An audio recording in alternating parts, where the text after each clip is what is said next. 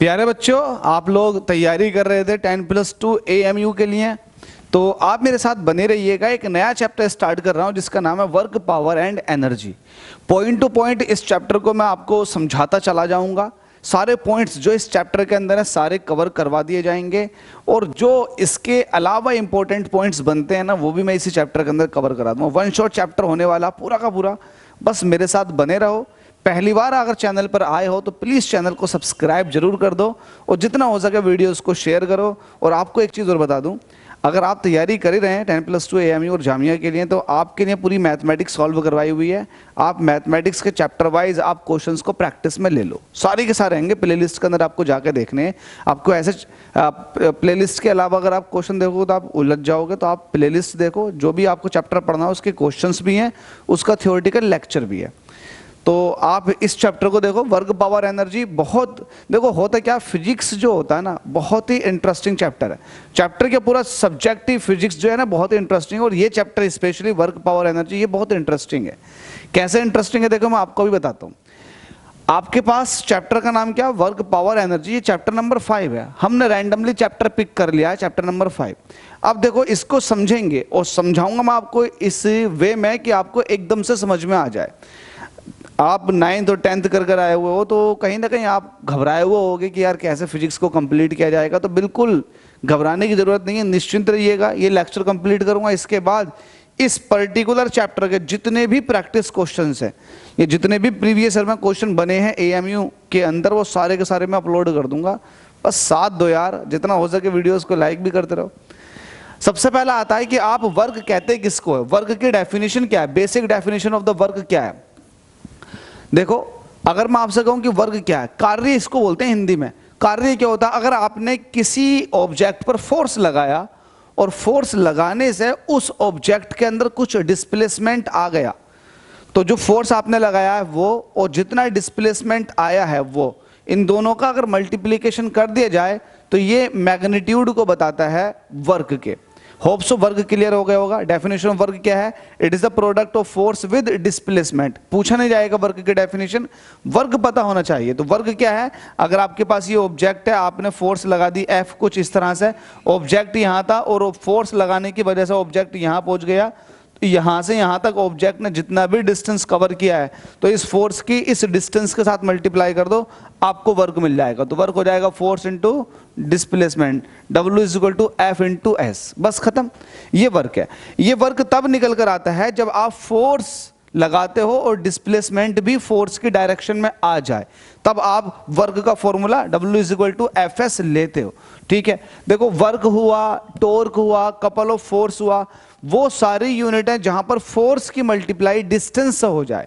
क्या कहा मैंने, फोर्स की मल्टीप्लाई डिस्टेंस से हो जाए।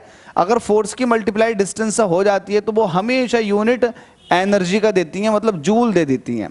जब भी आप फोर्स की मल्टीप्लाई डिस्टेंस से कर दोगे, अब चाहे आपके पास कोई सा भी फॉर्मूला है, उसका अगर आप यूनिट देखोगे तो या तो न्यूटन मीटर कहोगे या फिर कहोगे आप जूल। तो आप ये भी कह सकते हो कि 1 न्यूटन मीटर जूल के बराबर होता है। तो ये एक एक्स्ट्रा पॉइंट है जो मैंने आपको समझाया, 11th में जाकर आप सीखते हो। तो यहां पर क्या लिखा हुआ वर्क के बारे में, when a force act on a object and the object moves through a certain distance, work is said to be done. Work तभी माना जाता है जब आपने फोर्स लगाई और कुछ डिस्प्लेसमेंट आ गया। अब मैं आपसे कहूं कि आपके सामने भैया एक दीवार है, एक काम करो जरा इस पर फोर्स लगाओ, तो आपने फोर्स तो बहुत लगा दी, लेकिन आपके फोर्स लगाने से उस दीवार के अंदर कोई सा भी डिस्प्लेसमेंट नहीं आया, वो हिली तक की नहीं। जब डिस्प्लेसमेंट नहीं आया तो आप कहोगे कि यहां पर वर्क हो जाएगा 0, क्योंकि वर्क 0 तभी हुआ है क्योंकि डिस्प्लेसमेंट नहीं आया। अगर डिस्प्लेसमेंट आता तो वर्क की कुछ ना कुछ वैल्यू होती। तो ध्यान रखना है, वर्क तभी होता है जब डिस्प्लेसमेंट आए।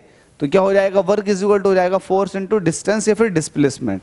ठीक है, अगर ऐसा यूनिट वर्क की बात करोगे तो न्यूटन मीटर होता है, जिसको आप जूल भी कहते हो। ये मैंने आपको क्लियर तरीके से समझा दिया। इसके बाद वर्क क्या है, वर्क एक स्केलर क्वांटिटी है। देखो, वर्क स्केलर क्वांटिटी है। आपने अभी देखा कि वर्क क्या होता है, फोर्स का डिस्टेंस के साथ या फिर डिस्प्लेसमेंट के साथ मल्टीप्लिकेशन है। तो ये एक स्केलर क्वांटिटी देता है, क्योंकि ये बन जाती है एनर्जी। ध्यान देना, ये एनर्जी बन जाती है। तो ये एक स्केलर क्वांटिटी है, वेक्टर क्वांटिटी नहीं है। ठीक है, इसके बाद अगला पॉइंट है CGS यूनिट की बात करोगे वर्क की। ऐसे क्वेश्चन पूछ लेता कि बताओ सीजीएस यूनिट क्या होती है वर्क की। तो आपको ध्यान देना बहुत अच्छे से, सीजीएस यूनिट क्या होती है। वर्क की जो एसआई यूनिट थी वो थी जूल। अगर आप सीजीएस की बात करोगे तो वो होता है अर्ग। क्या होता है? अर्ग। ध्यान देना, CGS unit of the work क्या होती है? अर्ग। ध्यान देना ये वाली बात पे। इसके बाद आता है कि एक जूल और अर्ग में कुछ रिलेशनशिप होगी। आपको पता है जूल बड़ा है तो एक जूल जो होता है वो 10⁻⁷ अर्ग के बराबर होता है। तो ये इस तरह से इक्वालिटी में पहुंचती है चीजें। ठीक है, सारी बातें क्लियर हो गई। अब मैं सबको रफ कर देता हूं। तो आपने ये जान लिया बहुत अच्छे से कि बेटे वर्क तभी आता है जब आप फोर्स लगाते हो और फोर्स लगाने की वजह से कुछ डिस्प्लेसमेंट आ जाए। ठीक है, ये सारी पॉइंट्स आपके क्लियर हो चुके हैं। इसके बाद आता है कि आप एक जूल को डिफाइन करो। एक जूल क्या होता है? तो एक जूल, हालांकि डेफिनेशन पूछी नहीं जाएगी लेकिन जब यहां पर लिखा हुआ है तो मैं इसको बता देता हूं। एक joule, when a force of 1 newton moves a body through a distance of 1 metre in its own direction then the work done is known as 1 joule. सीधी सी बात है, आपने वर्क का फॉर्मूला पढ़ रखा, W = Fs। मैं कह रहा हूं W 1 के बराबर कब आएगा? तो तभी हो सकता है जब आप F की वैल्यू भी 1 ले लो और S की वैल्यू भी 1 ले लो। तो W = कितना हो जाएगा? 1। इसका मतलब ये है कि अगर आपने 1 न्यूटन का फोर्स लगाया, 1 न्यूटन का फोर्स लगाने से 1 मीटर का डिस्टेंस आ गया, उस फोर्स के लगने से बॉडी के अंदर 1 मीटर का डिस्टेंस आ गया, तब आप कह सकते हो कि वर्क की वैल्यू कितनी होगी? 1 जूल। हालांकि ये पूछा नहीं जाएगा लेकिन फिर भी अगर आ जाए क्वेश्चन तो आप इस तरह से लगाओगे। ठीक है, इसके बाद आता है बहुत इंपॉर्टेंट है, work done in lifting a body. अगर आप किसी बॉडी को ऊपर की तरफ को उठा रहे हो तो आपको कितना वर्क करना पड़ेगा। आपको पता है, लेट अस सपोज कि एक बॉडी है जो ग्राउंड पर रखी हुई है, जमीन पर, कुछ इस तरह से। ध्यान देना अभी मेरी बात का। तो इस तरह से रखी हुई है, आपने इस पर कुछ फोर्स लगाया, तो फोर्स ऊपर की तरफ को लगाया, ऊपर की तरफ को फोर्स लगाने से ये बॉडी कुछ ऊपर की तरफ को आ गई। तो लेट अस सपोज कि ये आ गई यहां तक, तो ये जमीन से जो है आप ये कह सकते हैं कि h हाइट तक पहुंच गई। ठीक है, h हाइट तक पहुंच गई। तो मुझे एक बात बताओ, आपने जो फोर्स लगाया होगा वो अगेंस्ट द ग्रेविटी लगाया होगा। ठीक है, तो जो फोर्स की वैल्यू होगी वो इसके वेट के बराबर हो जाएगी, मतलब mg। ठीक है, अब आपसे कह रहा हूं कि वर्क डन क्या होगा? आप कहोगे फोर्स का डिस्टेंस के साथ मल्टीप्लीकेशन कर दो, तो फोर्स है mg और डिस्टेंस हो जाएगा h, क्योंकि यहां से यहां तक का डिस्टेंस कितना है? h। तो ये मिलाकर के हो जाएगा mgh। तो ये वर्क डन जो है वो mgh कहलाएगा। और आगे आपको एक चीज और बता दूं, यही वर्क डन इस सिस्टम के अंदर as a potential energy store हो जाता है। तो आप इसी को बोलते हो potential energy, that is mgh, जिसको आप u से भी रिप्रेजेंट करते हो। तो पोटेंशियल एनर्जी का फॉर्मूला ही ये होता है। ठीक है भाई, जहां पर m क्या है? m ऑब्जेक्ट का मास है। g क्या है? g ग्रेविटेशनल एक्सीलरेशन है। और h क्या है? ये वो हाइट है जहां तक ऑब्जेक्ट उठा था। तो सारे पॉइंट्स क्लियर हो गए। चलो आगे चलते हैं, ऐसे पॉइंट टू पॉइंट आपको सब कुछ क्लियर करवा दूंगा। अब सवाल एक अगला बनता है कि अगर आप फोर्स लगाओ, ऑब्जेक्ट पर फोर्स लगाओ और ये फोर्स जो है कुछ तिरछा हो, तब क्या होगा? तब क्या होगा भाई? तो जरा इसके बारे में स्टडी कर लेते हैं। लेट अस सपोज कि आपके पास एक ऑब्जेक्ट है, ये एक ऑब्जेक्ट है ये, और इस ऑब्जेक्ट पर आपने फोर्स लगाई है कुछ तिरछी ऐसे। अब आपने सामने को फोर्स नहीं लगाई, ऐसे फोर्स नहीं लगाई, आपने बल्कि तिरछी फोर्स लगाई है। ये तिरछी फोर्स जो है हॉरिजॉन्टल के साथ थीटा डिग्री के एंगल पर है। ठीक है, तब आपको अब क्या करना होगा? अब आपको वर्क डन के लिए इस फोर्स के कंपोनेंट तोड़ने पड़ेंगे। कंपोनेंट, एक चीज होती है कंपोनेंट, आप लोगों ने नहीं पढ़ी होगी बेटा, मैं आपको कंपोनेंट बता देता हूं। होता क्या है, लेट अस सपोज कि आपके पास एक चीज ये है, ऐसा मान लेते हैं, इससे आप समझ लोगे एकदम कंपोनेंट। ये थीटा है, ठीक है, और ये आपके पास हाइपोटेनियस है। अगर मैं आपसे कहूं कि परपेंडिकुलर की वैल्यू बताओ, तो आप कहोगे sine theta is equal to perpendicular upon hypotenuse. तो परपेंडिकुलर की वैल्यू हो जाएगी h साइन थीटा। वैसे ही अगर बेस की वैल्यू पूछूंगा तो बेस हो जाएगा h कोस थीटा। तो होता ये है, जो तिरछी चीज है इसके आप कंपोनेंट तोड़ सकते हो। कंपोनेंट मतलब इसके हिस्से तोड़ोगे तो परपेंडिकुलर में आ जाएगा h साइन थीटा, ये h की टर्म में आ गया, और ऐसे बेस पे भी आ जाएगा h कोस थीटा। तो h sine theta, h cos theta, ये वैल्यूज आ जाती हैं। तो वैसे ही मुझे क्या करना है, इस फोर्स के कंपोनेंट तोड़ने। तो एक कंपोनेंट आ जाएगा ये नीचे की तरफ को, जिसकी वैल्यू होगी, अब देखो इसको बोलते हैं परपेंडिकुलर कंपोनेंट। तो ये परपेंडिकुलर कंपोनेंट कहलाएगा f साइन थीटा। वैसे ही एक हॉरिजॉन्टल कंपोनेंट होता है जो कि ये इस तरफ को निकल कर आएगा, तो ये हो जाएगा आपके पास, इसकी डायरेक्शन सही करो, डायरेक्शन सही करो, डायरेक्शन उल्टी है क्योंकि फोर्स ऊपर की तरफ को लग रही है, तो ये कुछ इस तरह से निकल कर आएगा एफ साइन थीटा, ठीक है। तो ऐसे ही आप यहां पर देखोगे तो ये हॉरिजॉन्टल कंपोनेंट, इसको आप बोलोगे एफ कोस थीटा। तो अब खुद सोचो, आपको पता है कि जो वर्टिकल कंपोनेंट है ये तो दबा के रखेगा इस पहिए को या ऑब्जेक्ट को, दबा के रखेगा, लेकिन जो एफ कोस थीटा वाला, एफ साइन थीटा ने दबा के रखा, लेकिन जो एफ कोस थीटा वाला ये इस तरफ को लग रहा है, तो एफ कोस थीटा जो है ये आगे को बढ़ाएगा। जब आप कंपोनेंट तोड़ देते हो तो मेन फोर्स का काम खत्म, अब सिर्फ और सिर्फ दो हिस्से बचे इस फोर्स के, एक है ऊपर की तरफ को और एक है इधर की तरफ को। जाहिर सी बात है ऊपर की तरफ वाला फोर्स जो है वो ऊपर को उठाने की कोशिश कर सकता है, लेकिन चलाने की कोशिश नहीं कर सकता आगे को, लेकिन एफ कोस थीटा जो है इसको आगे को चलाने की कोशिश कर रहा है। तो जाहिर सी बात है, अगर आपसे पूछूं वर्क डन का वैल्यू कितना निकल कर आ जाएगा, तो आप कहोगे हॉरिजॉन्टल में लगने वाला फोर्स जो कि एफ कोस थीटा है और उसका डिस्टेंस के साथ मल्टीप्लीकेशन, कितना डिस्टेंस किया है, तो ये हो जाएगा F S cos theta, F S cos theta. तो इसको आप ऐसे दिखा दोगे एफ एस कोस थीटा।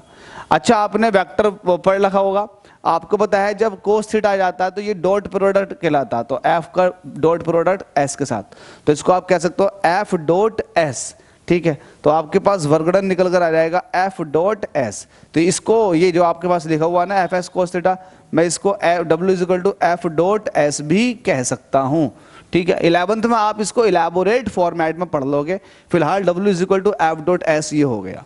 अब यहां पर एक चीज आपको जाननी है कि आप अगर तिरछा फोर्स लगा रहे हो या फिर फोर्स लग रहा है, तो आपको डिस्प्लेसमेंट और फोर्स के बीच जो एंगल बन रहा होगा इसको भी देखना होगा।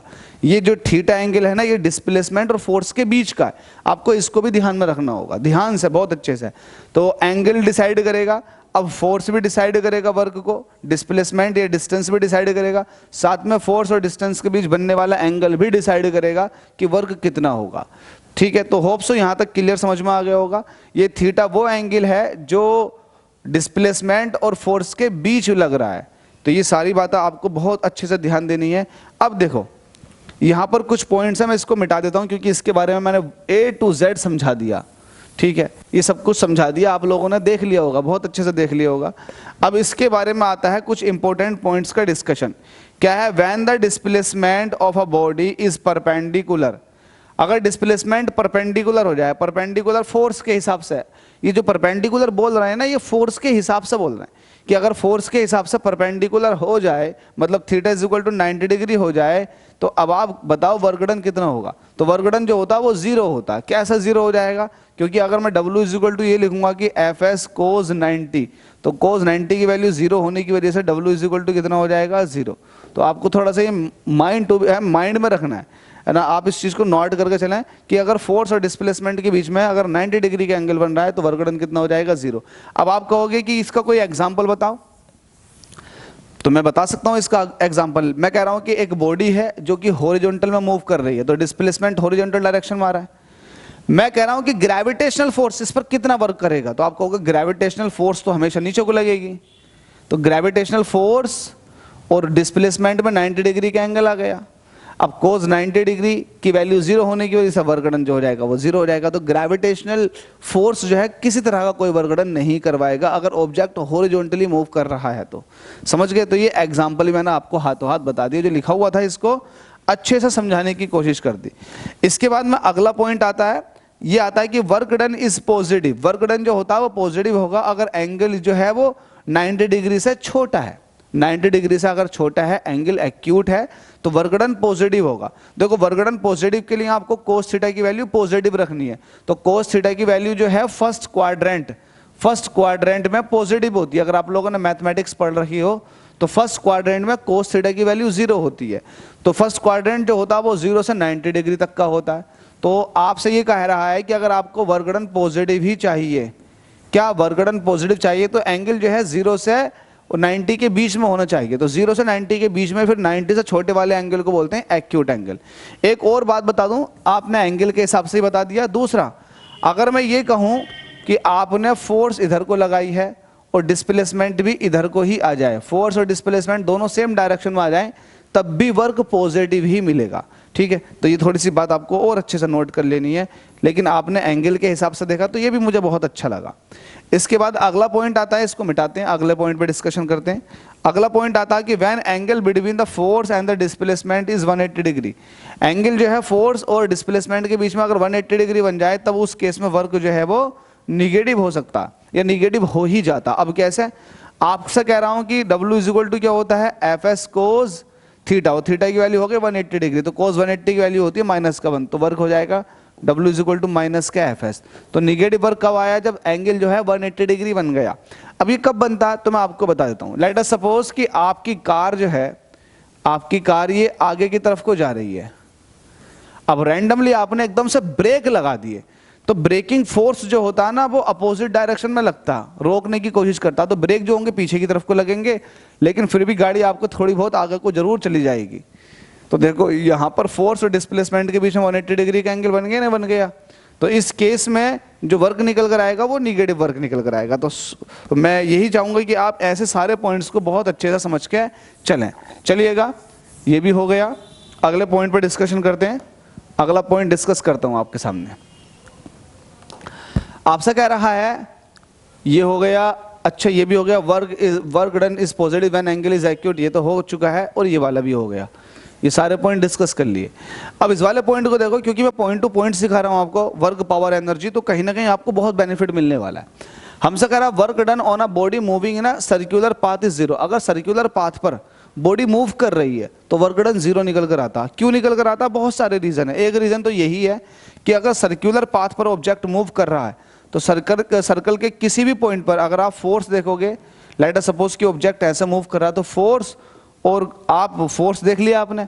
अगर आप डिस्प्लेसमेंट देखेंगे, देखो फोर्स और डिस्प्लेसमेंट, या फिर आप ये भी कह सकते हैं कि एक्सीलरेशन। अब इसमें एक चीज और बता देता हूं आपको, अगर आप सर्कुलर पाथ पर मूव करेंगे तो एट एन इंस्टेंट जो आपका फोर्स है वो सेंटर की तरफ को लगता है, जिसको आप सेंट्रीपिटल फोर्स कहते हो। घूमते हो ना आप, तो सेंटर की तरफ को फोर्स लग रहा है, और डिस्प्लेसमेंट जो कुछ इस तरफ को हो रहा है। तो डिस्प्लेसमेंट और फोर्स के बीच में 90 डिग्री एंगल बनने की वजह से जो वर्क डन है वो 0 हो जाएगा। एक तो रीजन ये है, और दूसरा रीजन ये भी है कि जब सर्कुलर पाथ पर आप घूम रहे हो तो भाई देखो, वैसे तो मेन रीजन यही है, लेकिन फिर भी बता देता हूं, अगर आप एक राउंड कंप्लीट कर लेते हो तो नेट डिस्प्लेसमेंट 0 हो जाता है, और डिस्प्लेसमेंट अगर 0 हो गया तो फोर्स कितनी भी लगी हो, डिस्प्लेसमेंट 0 होने की वजह से वर्क डन 0 हो जाता। ये वाली बात ध्यान से देना, ये बहुत अच्छी चीज है, ठीक है। इसके बाद आता है, देखो वर्क आपने समझ लिया, अब एनर्जी की बारी। वर्क तो आपने बहुत अच्छे से समझ लिया, वर्क के सारे पॉइंट्स भी समझ लिए, अब बस उतना ही था वर्क के अंदर। अब आता है एनर्जी का number. Energy is the ability to do work. अगर आपके पास, आपके अंदर काम करने की क्षमता है, आप चाह रहे हो कि मैं काम कर सकता हूं, या फिर आप काम कर लेते हो, तो जो आप कर रहे हो ना, जितना आप काम कर रहे हो यही आपकी एनर्जी कहलाएगी। तो एनर्जी क्या होता है? ये एबिलिटी है टू डू वर्क। अगर आप वर्क कर पा रहे हो तो ये आपके पास एनर्जी, अगर आप वर्क नहीं कर पा रहे तो आपके पास एनर्जी नहीं है। कहते नहीं है कि यार जब सुस्ती चढ़ती है तो यार मेरे पास एनर्जी बहुत कम, उससे काम ना होगा। तो इसका मतलब ये है कि आपके पास एनर्जी कम है तो आप नहीं कर सकते, आप नॉट टू डू वर्क कर सकते हो, ठीक है। तो आप वहां पर नॉट टू डू आ जाएगा भाई। चलो ये भी हो गया एनर्जी के बारे में। अब इसके कुछ पॉइंट्स हैं, जैसे कि ऐसा यूनिट ऑफ एनर्जी, एनर्जी कोई सी भी हो, सिर्फ नाम एनर्जी हो तो उसका यूनिट हमेशा जूल होगा, चाहे वो काइनेटिक एनर्जी, रोटेशनल एनर्जी, और जी वाइब्रेटरी एनर्जी, और आप ये भी कह सकते हैं ग्रेविटेशनल पोटेंशियल एनर्जी। बस एनर्जी होना चाहिए, दैट इज जूल, ध्यान देना। और जाहिर सी बात है, जूल जब ऐसा यूनिट है तो CGS यूनिट क्या हो जाएगा? अर्ग। बात तो क्लियर है। इसके बाद में आता है कि अदर यूनिट भी हैं एनर्जी के, जैसे कि इलेक्ट्रॉन वोल्ट, ये एक बहुत छोटा यूनिट है, ये भी बहुत छोटा यूनिट है। और कैलोरी भी होता है जो आप थर्मोडायनेमिक्स में इस्तेमाल करते हो, और किलोवाट आवर भी होता है। किलोवाट आवर बहुत ही इंपॉर्टेंट है, क्योंकि आप इसको बोलते हैं कमर्शियल, क्या बोलते हैं? Commercial unit of energy, unit of energy. अगर ये आ जाए तो ये कमर्शियल यूनिट है, क्योंकि आपके घर में जो बिजली इस्तेमाल हो रही है तो उसका जो आप एनर्जी कैलकुलेट करते हो किलोवाट आवर में ही देखते हो कि हमारे घर में कितनी एनर्जी यूज हो गई। देखो लिखा हुआ भी ऊपर, शाबाश, commercial unit of energy is kilowatt hour. ये क्वेश्चन बन सकता है, अगर क्वेश्चन बन जाएगा तो बहुत सारे बच्चे गायब हो जाएंगे। क्वेश्चन पूछ ले कि what is the commercial unit of energy, तो कमर्शियल यूनिट ऑफ एनर्जी होता है वो किलोवाट आवर होता है, और एनर्जी कोई सा भी है वो स्केलर ही क्वांटिटी होता है। ध्यान देना, पोटेंशियल एनर्जी, काइनेटिक एनर्जी सारे के सारे स्केलर क्वांटिटी हैं। तो आपने एनर्जी का इतना कुछ समझ लिया। जो चीज़ मैं समझाना चाह रहा था वो चीज़ यहाँ पर लिखी हुई है। एक इलेक्ट्रॉन वोल्ट में कितनी एनर्जी होती है, तो ये होता है 1.6 इंटू 10 की पावर माइनस का 19 जूल। देखो एक इलेक्ट्रॉन वोल्ट जो एक इलेक्ट्रॉन वोल्ट इतने जूल के बराबर होता है। क्लियर, याद रखना। ऐसे ही कि 1 किलोवाट आवर जो है कितने जूल के बराबर होता, तो 1 किलोवाट आवर जो है वो 3.6 इंटू 10 की पावर 6 जूल के बराबर होता। बहुत अच्छा क्वेश्चन है। हर एक एग्जाम में ऐसा कोई सा एग्जाम नहीं बचा हो जहां पर ये ना पूछा गया हो कि 1 किलोवाट घंटा, 1 किलोवाट घंटे में कितने जूल होते हैं, तो 3.6 इंटू 10 की पावर 6। ध्यान देना, अगर 3.6 लिखा हुआ तो 10 की पावर 6 होगा, और अगर 36 लिखा हुआ तो 10 की पावर 5 होगा। ठीक है, ये सारी बातें जब क्लियर हो चुकी हैं तो एक कैलोरी के बारे में और जान लो, क्योंकि कैलोरी भी तो एनर्जी का यूनिट है। अगर 4.18 जूल मिल रहे हैं तब जाके एक कैलोरी बनता है, लेकिन कैलोरी जो है ना वो CGS यूनिट है। बस थोड़ा सा ये वाली बात भी आपको ध्यान रखना।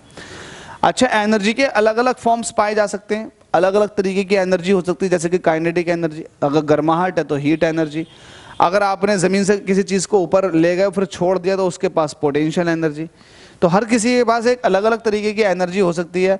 अगर रोशनी आ रही है आपके पास तो वो लाइट एनर्जी, वो भी एक एनर्जी का टाइप है। केमिकल रिएक्शन हो रही है या फिर आप किसी केमिकल कंपोनेंट को जला रहे हो तो वो केमिकल एनर्जी। अगर साउंड, मैं जो को चिल्ला चिल्ला का बोल रहा हूँ, आपको पढ़ा रहा हूँ, तो मैं भी कहीं ना कहीं साउंड एनर्जी क्रिएट कर रहा हूँ। तो ये सारी बातें आप लोग समझ कर चले। अब हम कुछ ऐसी चीज़ों को देखेंगे। अच्छा, ये भी देख लो, इलेक्ट्रिकल एनर्जी भी होती है, न्यूक्लियर एनर्जी भी होती है। तो सारे एनर्जी के टाइप हैं, ये जानने के लिए है। लेकिन पढ़ेंगे किसको, अभी बताता हूं। काइनेटिक एनर्जी को पढ़ेंगे। इसको थोड़ा सा बड़ा कर लो। अब सबसे पहला आता है काइनेटिक एनर्जी। देखो, काइनेटिक एनर्जी समझना बहुत आसान है। अगर आप चल रहे हो, आप घर में बैठे हो या फिर चल रहे हो, अगर आप दौड़ रहे हो तो जो ऑब्जेक्ट, जो चीज दौड़ रही है, जिसका अपना खुद का मास है और वो दौड़ रही है, तो उसके पास काइनेटिक एनर्जी है। तो काइनेटिक एनर्जी जो होता है वो होता है हाफ मास इंटू वेलोसिटी का स्क्वायर। ये काइनेटिक एनर्जी है। तो किसी भी बॉडी के पास काइनेटिक एनर्जी जो है वो उसकी मोशन की वजह से आती है। तो आप ये कह सकते हो the energy by virtue of its motion. किसी भी ऑब्जेक्ट की मोशन की वजह से उसके पास जो एनर्जी है वही कहलाती है काइनेटिक एनर्जी, जिसका फॉर्मूला होता है हाफ mv स्क्वायर। अगर मैं आपसे ये कहता हूँ कि एक बॉडी है जिसके पास वेलोसिटी नहीं है, तो क्या आप उसके पास काइनेटिक एनर्जी बताओगे? तो आप चिल्ला कर बोल दोगे काइनेटिक एनर्जी 0 हो जाएगी, क्योंकि उसके पास किसी तरह का कोई वेलोसिटी नहीं है। तो इसका मतलब काइनेटिक एनर्जी के लिए वेलोसिटी का होना बहुत जरूरी। और मैंने जैसे कि आपको पहले ही बताया, एनर्जी कोई सी भी हो, सबकी सब कैसी क्वांटिटी होती है, स्केलर क्वांटिटी। तो इसको आप एज अ ट्रिक समझ सकते हैं कि जितनी भी एनर्जी होंगी सबके सब क्या होंगी सबकी सब स्केलर क्वांटिटी। हाँ, अगर आप टॉर्क की बात करोगे तो टॉर्क जो होता है ये इसका यूनिट भी एनर्जी का होता है, लेकिन इसका यूनिट भी जूल होगा एनर्जी का, लेकिन ये टॉर्क है टॉर्क, तो इसकी डायरेक्शन होने की वजह से ये वेक्टर क्वांटिटी में आ जाता। ठीक है, एक ऐसा क्वांटिटी जो यूनिट जूल दे रहा है लेकिन फिर भी वेक्टर है, तो वो है टॉर्क। ध्यान देना। काइनेटिक एनर्जी के बारे में आपको बता देता हूं। काइनेटिक एनर्जी हमेशा किसी भी बॉडी की क्या होती है, पॉजिटिव होती है। ऑलवेज, इसमें कोई गुंजाइश नहीं है, हमेशा पॉजिटिव होगी। हमेशा पॉजिटिव क्यों होगी? क्योंकि आपको पता है किसी भी बॉडी का मास ये हमेशा पॉजिटिव ही होता। मास तो क्वांटिटी को बताता, और वेलोसिटी अगर निगेटिव भी होगी तो स्क्वायर उसको पॉजिटिव बना देगा। तो ये पॉजिटिव और ये नंबर भी पॉजिटिव, तो काइनेटिक एनर्जी भी क्या हो जाएगी, पॉजिटिव। तो ये वाली बात आपको थोड़ा सा दिमाग में रख के चलनी है। काइनेटिक एनर्जी क्या होने वाली है, पॉजिटिव होने वाली है हमेशा। अब ये क्यों होता है वो मैंने आपको बता दिया, बहुत अच्छे से बता दिया। अब इसके बाद में आता था kinetic energy of a body is 0। Kinetic energy किसी भी बॉडी की 0 तभी हो सकती है जब वो बॉडी रुकी हुई हो। ये वाले बारे में तो मैंने इसके बाद इस टॉपिक के बारे में या फिर इस पॉइंट के बारे में डिस्कशन कर लिया कि अगर बॉडी रुकी हुई होगी तो उसके पास किसी तरह की कोई काइनेटिक एनर्जी नहीं होगी। काइनेटिक एनर्जी होती ही तब है जब उसके पास मोशन हो। ठीक है, तो ये सारी बातें आपने क्लियर कर ली, इसको अब मिटा देते हैं। तो काइनेटिक एनर्जी का पॉइंट भी आपने क्लियर कर लिया। वाह, अब इसको जो है थोड़ा सा बड़ा कर लो। हो जा बड़ा रे हो जा बड़ा। अब इसके बाद में काइनेटिक एनर्जी और मोमेंटम के बीच में एक रिलेशनशिप है। पहले मोमेंटम को समझ लेते हैं, उसके बाद में रिलेशनशिप को समझेंगे। मोमेंटम क्या होता है? मोमेंटम जिसको आप पी कहते हो, आपने पढ़ा होगा 10th के अंदर। मोमेंटम क्या होता है? जब कोई बॉडी मूव कर रही होती है, जब m मास का ऑब्जेक्ट मूव कर रहा होता, तो मास और उसकी वेलोसिटी के प्रोडक्ट को बोलते हैं मोमेंटम। क्या बोलते हैं? मास और वेलोसिटी के प्रोडक्ट को क्या बोलते हैं? मोमेंटम। और काइनेटिक एनर्जी, ध्यान देना, काइनेटिक एनर्जी जो होती है वो होता है हाफ mv²। तो काइनेटिक एनर्जी और मोमेंटम के बीच में कहीं ना कहीं रिलेशनशिप होती है, बिल्कुल होती है। काइनेटिक एनर्जी की जो वैल्यू होती है वो आ जाती है p²/2m मोमेंटम के टर्म में। तो आप ध्यान दें, काइनेटिक एनर्जी जो हो जाएगी p²/2m के बराबर होगी। बहुत जगहों पर ये फॉर्मूला सीधे सीधे अप्लाई करने की नहीं आ जाता, कुछ इस तरह से कि if a body is moving with a velocity v, then what is its momentum, उसका मोमेंटम क्या होगा, और अगर उसकी वेलोसिटी को डबल कर दिया जाए तो उसके मोमेंटम पर क्या फर्क पड़ेगा। ऐसे ऐसे क्वेश्चन, और काइनेटिक एनर्जी और मोमेंटम के टर्म बीच में भी रिलेशनशिप में क्वेश्चंस पूछ लेता। तो ध्यान देना, एक ही फॉर्मूला है मोमेंटम और काइनेटिक एनर्जी के बीच में। अब देखो, जो बात मैं आपसे कह रहा था वो बात यहाँ मिल गई। If the mass of a body is double, अगर मास को डबल कर दिया जाए तो उसकी काइनेटिक एनर्जी कितनी हो जाएगी? डबल, क्योंकि काइनेटिक एनर्जी जो होती है वो मास के सीधे सीधे प्रोपोर्शनल होती है। और देखो आगे देखो, if the mass of a body is half, अगर मास को आधा कर दोगे तो काइनेटिक एनर्जी भी उसकी हाफ होगी, क्योंकि आपको पता है मास के सीधे सीधे प्रोपोर्शनल है। मास में जो फर्क आएगा वो काइनेटिक एनर्जी में फर्क आएगा। तो ये सारी बातें क्लियर है। इसके बाद में आता है if the velocity of a body is double, अगर वेलोसिटी को डबल कर दे तो काइनेटिक एनर्जी का वेलोसिटी के साथ क्या संबंध है? वेलोसिटी के स्क्वायर के डायरेक्टली प्रोपोर्शनल काइनेटिक एनर्जी। अगर आप वेलोसिटी को डबल कर रहे हो तो काइनेटिक एनर्जी 4 गुना हो जाएगी। तो मैं कह रहा हूं कि अगर आपने वेलोसिटी को डबल कर दिया, देखो वेलोसिटी को आपने क्या कर दिया? डबल कर दिया, तो उसकी जो काइनेटिक एनर्जी है वो कितने टाइम्स हो जाएगी? 4 टाइम्स। तो ये बेसिक पॉइंट्स आपको बहुत अच्छे से समझ के चलने हैं। तो होप सो ये सब क्लियर हो गया होगा, मैंने आपको ये सब करा दिया। अब इसके बाद में आता है if the velocity of a body is half, velocity को अगर आधा कर दोगे, यार सीधी सी बात है, काइनेटिक एनर्जी जो है वेलोसिटी के स्क्वायर के डायरेक्टली प्रोपोर्शनल। अगर वेलोसिटी हाफ हो गई तो हाफ का स्क्वायर करोगे तो 1/4 हो जाएगा, तो काइनेटिक एनर्जी 1/4 रह जाएगी। 1/4 कहते हैं 1/4 को, ठीक है। तो ये सारे पॉइंट्स बेसिक थे, खत्म। काइनेटिक एनर्जी खत्म होने के बाद में सीधे सीधे आप पोटेंशियल एनर्जी पे जाओगे। पोटेंशियल एनर्जी पढ़ने के बाद एनर्जी वाला टॉपिक भी खत्म। तो वर्क तो आपने पढ़ लिया, फिर एनर्जी भी खत्म हो जाएगा, ऐसे आप पावर देख लोगे। इसके बाद में पोटेंशियल एनर्जी। पोटेंशियल एनर्जी किसकी वजह से होती है? The energy possessed by a body due to its height from the surface of the gravitational potential energy and due, क्या लिखा है? क्या क्या कर दिया, अधूरा है लिखा हुआ। थोड़ा सा इसे सही कर लेता हूँ, हाँ देखो है नहीं है, तो मैं थोड़ा सा छोटा कर लेता हूँ क्योंकि पॉइंट्स हमारे छिपे हुए थे। चलो मैं आपको बता देता हूँ। अगर ये ऑब्जेक्ट यहाँ रखा हुआ है तो मैंने इसको उठा के अगर ऊपर ले गया, तो ये जो मैं ऊपर लेकर गया हूँ कुछ हाइट तक, तो मैंने कुछ वर्क किया होगा, वो वर्क इसके अंदर पोटेंशियल एनर्जी की फॉर्म में स्टोर हो गया, ठीक है। ये फिर आप ये भी कह सकते हो जितना मैंने वर्क किया है वो चेंज इन पोटेंशियल एनर्जी के बराबर होगा, ठीक है। तो ये बेसिक सी बात आपको याद करके चलनी है। तो पोटेंशियल एनर्जी क्या होती है किसी भी बॉडी के अंदर? The energy possessed by a body due to its height, उसकी हाइट होने की वजह से, हाइट का मतलब जमीन से कुछ ऊपर होने की वजह से उसके पास जो एनर्जी होती है वही कहलाती है पोटेंशियल एनर्जी, ठीक है। तो पोटेंशियल एनर्जी मैंने हालांकि पीछे बता दिया था वर्ग के अंदर, वर्ग के अंदर ये क्लियर करवा दिया था। mgh जो होता है ये पोटेंशियल एनर्जी होता, जितना वर्क डन आपने किया है as a potential energy store हो जाता है सिस्टम के अंदर।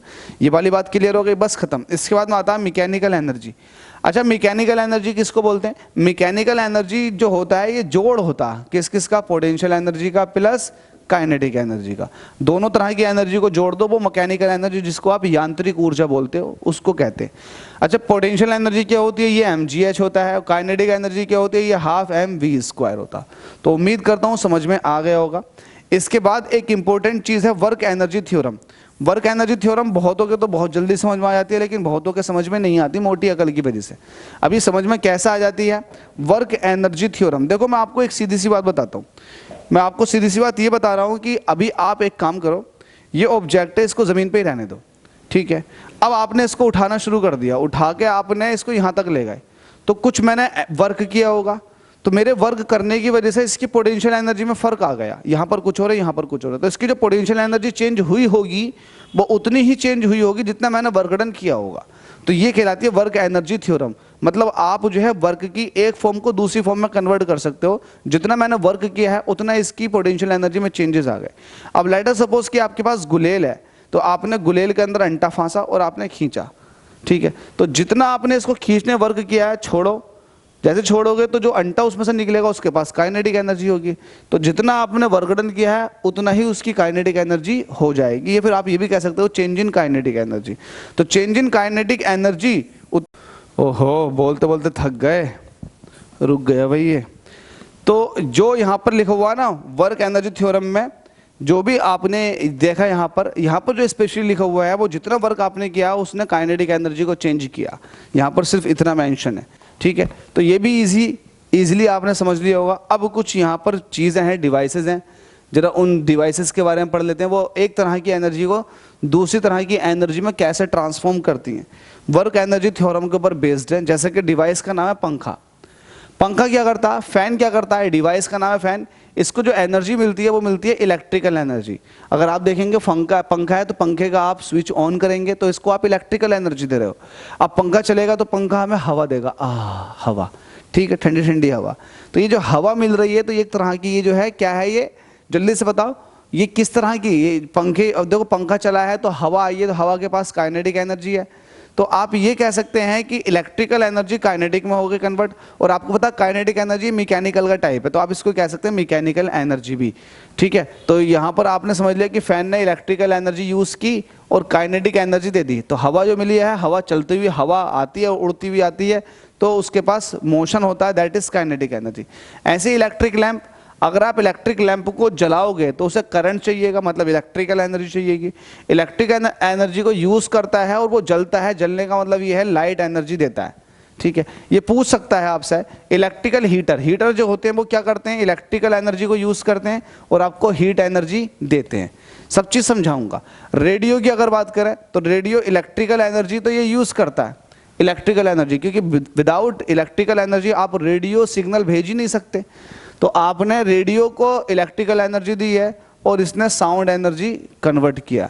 अगर आपके पास एक रेडियो है, आप देखो आप उसमें सेल डालते हो और फिर उसको बजाते हो, तो बजाते हो गाना बज रहा है तो आपने सेल डाले। सेल का मतलब यह है कि आपने इलेक्ट्रिकल एनर्जी दी है, दैट्स वाई आपको साउंड एनर्जी मिल रही है। वहीं अगर वाटर पंप की बात करें तो वाटर पंप को आप इलेक्ट्रिकल एनर्जी तो देते हो, क्योंकि पंप है, पंप को चलाने के लिए आपको एनर्जी देनी पड़ेगी। तो ये इलेक्ट्रिकल एनर्जी को यूज़ करके काइनेटिक एनर्जी ऑफ इम्पेलर में कन्वर्ट कर देता। और ये आप ये भी कह सकते हैं कि ये जो इम्पेलर जो है ये पोटेंशियल एनर्जी वाटर की बढ़ा देता है। कहने की बात क्या है, जब आपके पास एक वाटर पंप है तो वाटर पंप को जैसे ही आप इलेक्ट्रिकल एनर्जी दोगे तो पंप की पंखा घूमना शुरू कर देगा। तो पंखा घूम रहा तो मतलब पंखे के पास आ गई काइनेटिक एनर्जी। पंखा पानी को खींचेगा तो पानी की पोटेंशियल एनर्जी को चेंज कर देगा, क्योंकि पोटेंशियल एनर्जी जो होती है ओरिएंटेशन चेंज होने की वजह से भी चेंज हो जाती है। तो ये भी आपको ध्यान देना है।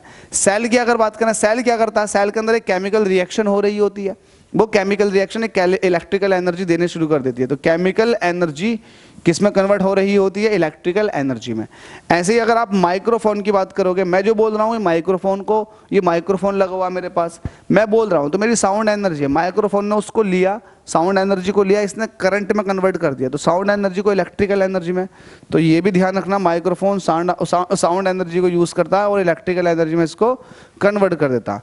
अगर वही रिचार्जेबल सेल्स की बात करें, रिचार्जेबल सेल्स का मतलब ये है कि ये जो मेरा माइक्रोफोन का ये जो डिवाइस है इसके अंदर रिचार्जेबल सेल लगते हैं, सेल डाउन भी हो जाते हैं फिर से वापस में उन्हें रिचार्ज करना पड़ता। तो रिचार्जेबल सेल्स क्या करते हैं, ड्यूरिंग डिस्चार्जिंग ये केमिकल एनर्जी को इलेक्ट्रिकल एनर्जी में कन्वर्ट करते हैं। जब ये डिस्चार्ज हो रहे हैं, जैसे कि अब ये डिस्चार्ज हो रहे हैं तो इलेक्ट्रिकल एनर्जी मिल रही है, सॉरी केमिकल एनर्जी हो रही होगी कुछ, वो केमिकल एनर्जी इलेक्ट्रिकल एनर्जी में कन्वर्ट हो रही है। तो ये वाली बात ही कही थी मैंने, ड्यूरिंग डिस्चार्जिंग केमिकल एनर्जी जो है वो इलेक्ट्रिकल एनर्जी में कन्वर्ट हो रही होती है। लेकिन जब मैं इसको चार्ज करता हूँ तो ड्यूरिंग डिस्चार्जिंग केमिकल एनर्जी तो इलेक्ट्रिकल एनर्जी में कन्वर्ट हो रही होती है, लेकिन during discharging of electrical energy chemical energy sound energy. चलो मैं अपने हिसाब से बता देता हूँ। यहाँ तो आपने समझ लिया, अब इसको मैं चार्ज करने लगा। अगर मैं इसको चार्ज करूँगा तो क्या होगा, इलेक्ट्रिकल एनर्जी यूज़ की गई, इलेक्ट्रिकल एनर्जी जब यूज़ हुई है तो ये केमिकल एनर्जी में कन्वर्ट होना शुरू हो जाती है। ठीक है, तो ये भी आपको ध्यान में देना। अच्छा, लाउड स्पीकर का काम क्या होता है, लाउड स्पीकर जो होता है वो इलेक्ट्रिकल एनर्जी को तो यूज़ करता और इलेक्ट्रिकल एनर्जी को यूज करके वो साउंड, लाउड स्पीकर है ना, तो साउंड एनर्जी में कन्वर्ट कर देता। क्या कर देता? साउंड एनर्जी में, तो यहाँ पर साउंड लिख दो, साउंड एनर्जी में उसको कन्वर्ट कर देता है। अगर वहीं एलिवेटर मूविंग अप, अगर एलिवेटर ऊपर की तरफ को जा रहा है, एलिवेटर का मतलब समझते हो, एलिवेटर जो लिफ्ट होती है, अगर लिफ्ट ऊपर की तरफ को जा रही है तो एलिवेटर मूविंग अप, तो ये इलेक्ट्रिकल एनर्जी तो यूज करेगा। इलेक्ट्रिकल एनर्जी यूज करने से, इलेक्ट्रिकल एनर्जी जब यूज करेगा तो जाहिर सी बात है एलिवेटर ऊपर की तरफ को जा रहा है, तो ऊपर की तरफ को अगर कोई चीज जाती है तो उसकी पोटेंशियल एनर्जी में चेंजेस होने शुरू हो जाते हैं। तो यहाँ पर देखो ये थोड़ा सा उल्टे हो गए, इसका ये है और इसका ये है, ठीक है। तो पोटेंशियल एनर्जी उसकी इंक्रीज होना शुरू हो जाती है। अगर टेलीविजन की बात करें तो आप टेलीविजन को एक तरह की इलेक्ट्रिकल एनर्जी दोगे, वो आपको क्या देगा? इलेक्ट्रिकल एनर्जी आपने उसको दिया, अब वो इलेक्ट्रिकल एनर्जी को ना, इलेक्ट्रिकल एनर्जी को यूज करता। अब टेलीविजन को आपने इलेक्ट्रिकल एनर्जी दी, अगर आप उसमें पिक्चर देख रहे हैं, मूवी देख रहे हैं, तो कहीं ना कहीं वो इलेक्ट्रिकल एनर्जी को यूज करके लाइट एनर्जी में कन्वर्ट कर रहा होगा। साथ में अगर बूफर लगे हुए हैं या फिर उसके अंदर स्पीकर है तो साउंड एनर्जी में भी कन्वर्ट कर रहा होगा। तो यहाँ पर अगर इलेक्ट्रिकल ना लिखा जाए तो थोड़ा बेहतर होगा, वो साउंड एनर्जी में भी कन्वर्ट करेगा, साथ में लाइट एनर्जी में भी, लाइट और साउंड दोनों में, ठीक है। तो इसका भी मुझे लग रहा है इन्होंने गलत कर दिया, साउंड एनर्जी और लाइट एनर्जी ये वाला होना चाहिए था इसके लिए, ऊपर वाले के लिए भी और नीचे वाले के लिए भी। चलो कोई नहीं, हो जाता है। अब इसके बाद में आता है thermal power plant. Thermal power plant के अंदर क्या हो रहा होता है? थर्मल पावर प्लांट के अंदर कोयले को जलाया जाता है और बहुत सारी हीट पैदा करवाई जाती है। तो एक तरह से कोयले के पास अगर कोई भी मैटर आप जलाते हो, तो कोयला भी एक तरह का मैटर है, तो केमिकल एनर्जी होती है सबके पास, तो केमिकल एनर्जी को हीट एनर्जी में, ठीक है। तो केमिकल एनर्जी को हीट एनर्जी में, अगर मैं हीट की सही, अगर मैं इसका और इलेबोरेटेड फॉर्म करूं तो जो हीट एनर्जी है ना, हीट बननी शुरू हो जाती है। हीट से हम पानी को गर्म करते हैं, पानी क्या होता है, पानी जब गर्म होता है तो भाप बननी शुरू हो जाती है। तो भाप जो है वो बहुत बड़ी टरबाइन को घुमाती है, तो टरबाइन जब घूमती है तो उसके पास काइनेटिक एनर्जी भी होती है और पोटेंशियल एनर्जी भी आनी शुरू हो जाती है, जिसकी वजह से आप बोलते हो मैकेनिकल एनर्जी। तो आप ये भी कह सकते हो कि थर्मल पावर प्लांट के अंदर केमिकल एनर्जी तो यूज होती है, लास्ट में मैकेनिकल एनर्जी आपको आउटपुट पे मिलनी शुरू हो जाती है। तो क्या आपने यहां तक समझ लिया? अगर आप कार चला रहे हो तो कार के पास एक तरह की केमिकल एनर्जी है, क्योंकि आप जो है पेट्रोल या डीजल को खा रहे हो, फूंक रहे हो। तो पेट्रोल डीजल फूंक रहा है और आपको क्या मिल रही है? देखो, जब आप कार चलाते हो तो पेट्रोल डीजल तो ये जलता है, जलने के बाद जो है ना मैकेनिकल एनर्जी में कन्वर्ट हो जाता, क्योंकि गाड़ी चलनी शुरू हो जाती है, जब चलती है तो मैकेनिकल एनर्जी। तो कहीं ना कहीं यहाँ पर इसमें सब में मिसमैच हो गया लिखने में, तो यहाँ पर इलेक्ट्रिकल एनर्जी ना क्या करके ये मैकेनिकल एनर्जी है, मैकेनिकल एनर्जी है, मैकेनिकल, ठीक है।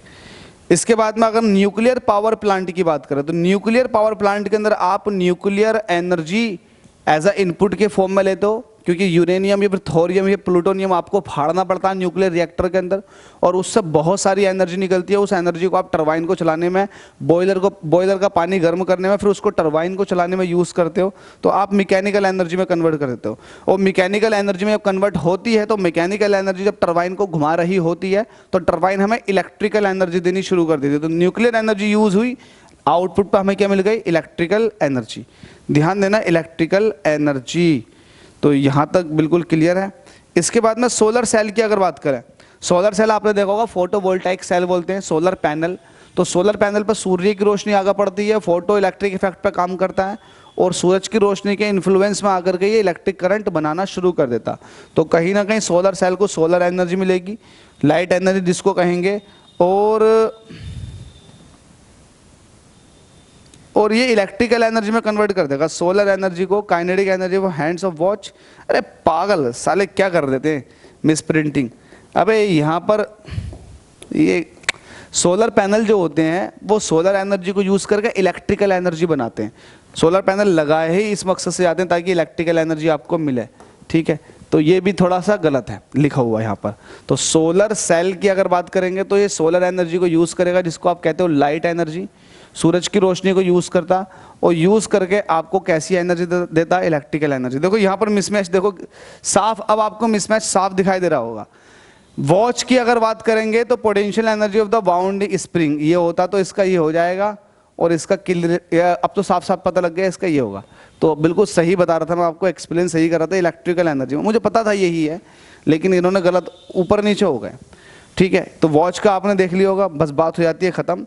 अब ये आता है एनर्जी फ्रॉम द सन, सन से जो हमें एनर्जी मिलती है, ठीक है, उसके बारे में पढ़ लेते हैं।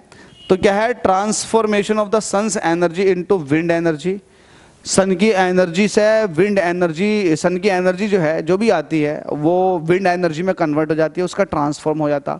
अब आप कहोगे विंड एनर्जी में कैसे कन्वर्ट हो जाती है, मैं बताता हूँ। अगर सूरज की रोशनी यहाँ आके पड़ रही है तो यहाँ की जितनी भी हवा है वो गर्म हो जाएगी। गर्म हवा जो है हमेशा ऊपर की तरफ को जाती है, स्पेस बनेगा, इस स्पेस में भारी हवा आनी शुरू हो जाएगी, जो कि हल्की भारी हवाएं ठंडी होती हैं, तो ठंडी हवाएं आनी शुरू हो जाती हैं। तो जब ये हवाएं चलेंगी तो एक तरह से विंड एनर्जी क्रिएट हो जाएगी। तो वही आपसे कहा जा रहा था, transformation of sun's energy into electrical energy. देखो सन की एनर्जी को बहुत तरीके से आप ट्रांसफॉर्म कर सकते हो इलेक्ट्रिकल एनर्जी में। भाई सोलर पैनल लगा दो आप अपने घरों के छत पे, इलेक्ट्रिकल एनर्जी बननी शुरू हो जाएगी। तो होप सो ये सारी चीज़ आपको क्लियर हो चुकी होगी। अब इसके बाद जो चीज़ आती है वो है ये, वो है कुछ ये transformation of sun's energy into food energy. Sun की एनर्जी को आप फूड एनर्जी में भी कन्वर्ट कर सकते हो। ओहो, बंद हो गई भाई ये, अरे जल जाओ भाई, क्या दिक्कत है।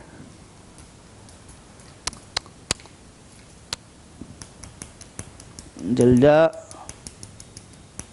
फट फट फट फट फट ना बोल रहा है। कैसा लग रहा है मेरा फेस, अंधेरा अंधेरा। चलो कोई नहीं, मोबाइल की, चलो कोई नहीं, अभी फ़िलहाल बैटरी भी डाउन हो रही है, बैटरी भी चेंज कर देता हूँ, इसका भी इलाज करता हूँ मैं। अभी रुकते हैं, बैटरी भी डाउन हो गई ना। चलो, लाइट का इंतज़ाम मैंने कर दिया और सेल भी चेंज कर दिए। तो अब क्या पूछ रहा आगे, आगे देखते हैं।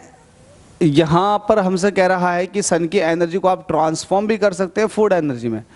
इन सबको छोड़ो, सन की एनर्जी को आप 1000 तरह की एनर्जी में ट्रांसफॉर्म कर सकते हो, जिसमें आप चाहो, जिसमें आप सोच सकते हो। ऐसा माना जाता है कि इस दुनिया पे हर चीज़, कितनी भी तरह की आप एनर्जी ले लो, कोई सी भी तरह की आप एनर्जी ले लो, उन सब का सोर्स जो माना है वो सन को माना है। सन ही है सारी तरह की एनर्जी का सोर्स अर्थ पर, ठीक है। अब इसमें आता है law of conservation of energy. Law of conservation of energy के बारे में समझ लो। Law of conservation of energy का मतलब यह है कि एनर्जी को ना तो आप क्रिएट कर सकते हो, ना उसको डिस्ट्रॉय कर सकते हो।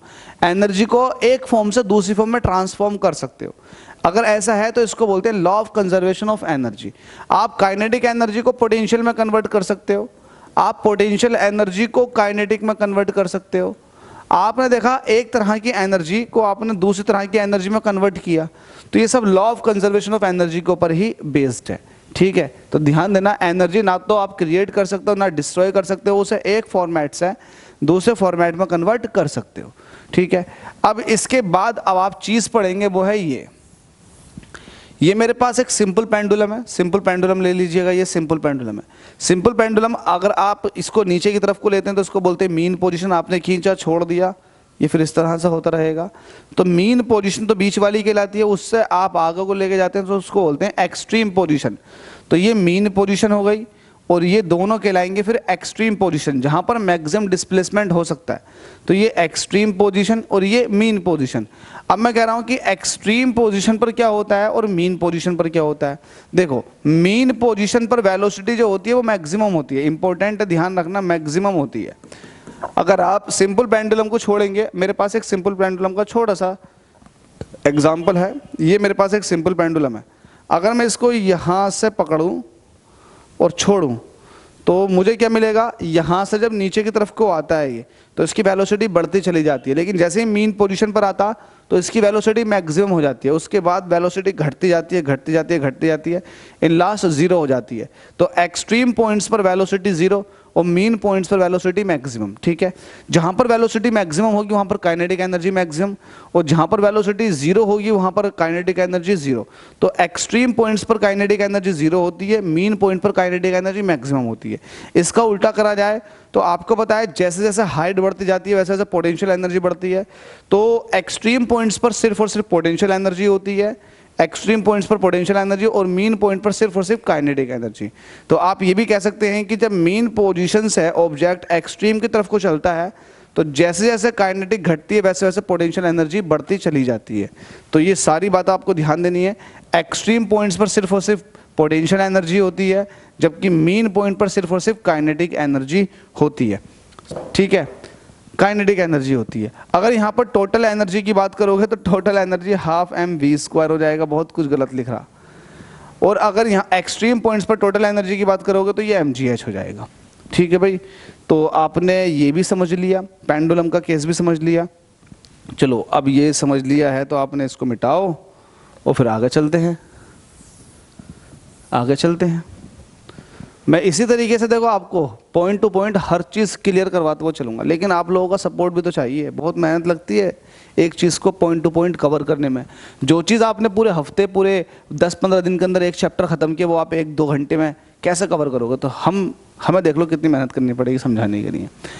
इसके बाद आता है when a body is throne upward the kinetic energy of a body is gradually change into potential energy. जब आप किसी चीज़ को ऊपर की तरफ को फेंकते हो तो उसकी काइनेटिक एनर्जी घटती है और पोटेंशियल एनर्जी बढ़ती चली जाती है। जितनी घटती है काइनेटिक उतनी पोटेंशियल बढ़ती है। यही law of conservation of potential energy या फिर law of conservation of energy का सिद्धांत है।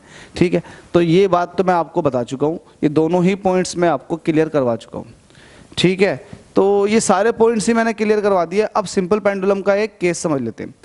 सिंपल पेंडुलम मैंने आपको बता दिया, अगर आपके पास एक बॉब है उसको आपने पकड़ के खींच दिया तो वो उस तरह से चलता रहता है, उसी को सिंपल पेंडुलम कहते हैं। जैसे घंटे के अंदर लगा हुआ नहीं होता, वो गट्टू नीचे लटका हुआ होता है और ऐसे घूमता रहता, तो वही सिंपल पेंडुलम का सबसे सिंपल एग्जांपल है। अगर टाइम पीरियड की बात की जाएगी सिंपल पेंडुलम के, तो वो होता है t = 2π√L/g। ये आप 11th में जाके सीखेंगे टाइम पीरियड का फॉर्मूला सिंपल पेंडुलम के लिए। t = 2π√L/g। L क्या है? ये सिंपल पेंडुलम की लेंथ है, g क्या है? ग्रेविटेशनल एक्सीलरेशन है, और t क्या है? ये टाइम पीरियड है सिंपल पेंडुलम का। ठीक है, इसके बाद में लास्ट टॉपिक आता है आपका पावर। पावर किसको बोलते हैं? आप सीधे सा इसको डिफाइन करेंगे rate of doing work. Rate of doing work मतलब वर्क को अगर आप टाइम से भाग कर दोगे तो ये पावर बन जाएगा। क्या बन जाएगा? पावर। बस इतना ध्यान देना है। तो पावर इज इक्वल टू हो जाएगा work done upon time taken.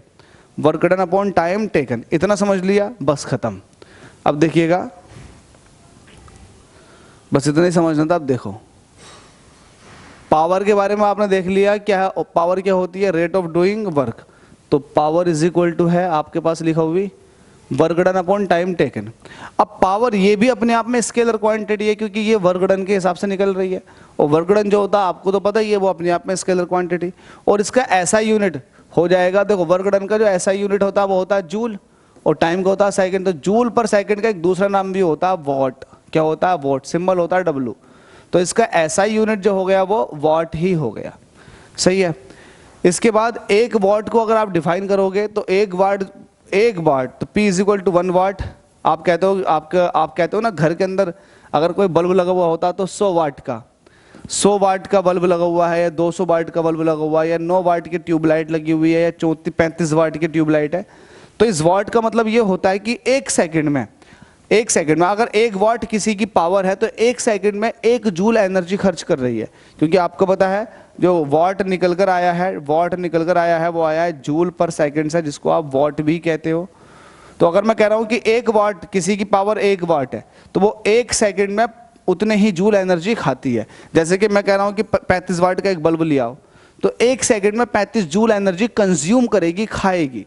अगर मैं ये कह रहा हूं कि मेरे पास 2 हीटर हैं, एक के ऊपर लिखा हुआ है 500 वाट और एक के ऊपर लिखा हुआ है 1500 वाट, अब कौन सा ज़्यादा एनर्जी खाएगा?